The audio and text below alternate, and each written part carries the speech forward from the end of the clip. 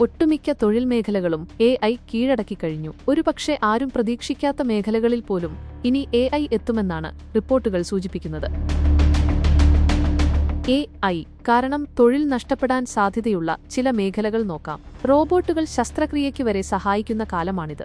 സാധാരണ ഡോക്ടർമാരെക്കാൾ വേഗത്തിൽ ക്യാൻസർ പോലുള്ള രോഗങ്ങൾ കണ്ടെത്താൻ AIക്ക് സാധിക്കുന്നു. അതുകൊണ്ടുതന്നെ ആരോഗ്യ മേഖലയ്ക്ക് AI ഒരു ഭീഷണിയാണ്. വീടുകളുടെ രൂപകൽപ്പന സോഫ്റ്റ്വെയർ ഉപയോഗിച്ച് ആർക്കു വേണമെങ്കിലും എളുപ്പത്തിൽ ചെയ്യാമെന്നുള്ളതുകൊണ്ട് തന്നെ ആർക്കിടെക്റ്റുമാർക്കും ഇതൊരു ഭീഷണി തന്നെയാണ്. ഫിനാൻസ്, സ്പോർട്സ്, വിനോദം, ജീവിതശൈലി തുടങ്ങിയ മേഖലകളിലെ വാർത്തകൾ മെഷീനുകൾക്ക് തന്നെ എഴുതാൻ കഴിയുമെന്നതിനാൽ മാധ്യമപ്രവർത്തകർക്കും AI വെല്ലുവിളി ഉയർത്തുന്നു.